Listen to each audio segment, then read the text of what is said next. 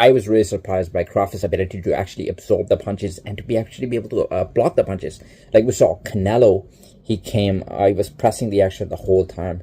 He was bringing the fire.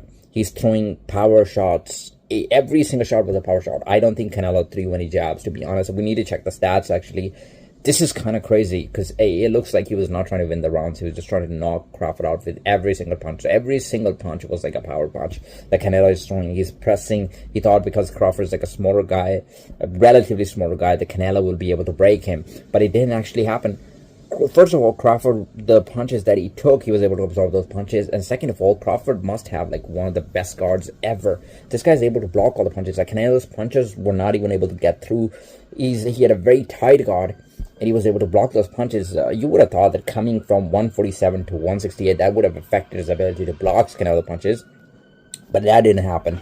And then Crawford was just outboxing Canelo. And just like I said before the fight, that people who are actually good evasive boxer, who knows how to keep the range and then to exit after throwing the combination, actually give Canelo a very hard time. We saw that with Bill, we saw that with Floyd, and Crawford was doing exactly the same thing. When Canelo was pressing the action, Crawford would punish him when Canelo would come close, and then sometimes he would fight in range, and we saw Crawford can actually fight very well in range as well, but then most of the times it would just be evasive. He would throw a couple of punches and then just starts going around the ring, and then Canelo would chase him. That would piss him off as well, and Crawford is doing a very good job of actually winning the rounds because he's constantly jabbing.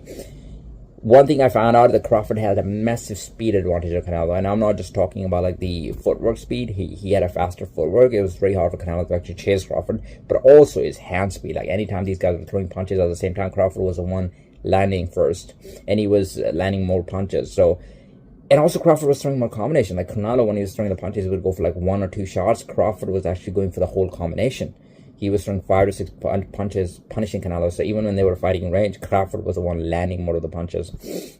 And yeah, in the last 10 seconds, Crawford actually took the risk when he actually stood in pocket and actually tried to knock Canelo out. And we saw something about Crawford's powers, which he actually surprised me. He translated very well.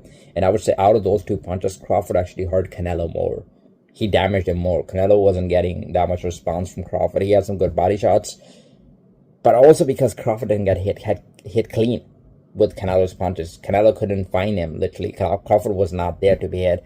With Canelo, because Canelo was really willing to trade, Crawford actually cracked him with the very good punches. And we know Canelo's got that Mexican legendary skin that doesn't crack. So he was still on his feet, didn't get dropped, just like Canelo never got dropped in his life. But in the last round, we actually saw that Canelo actually showed some effects of getting better damage. Like I wouldn't say he did a dance, but it was like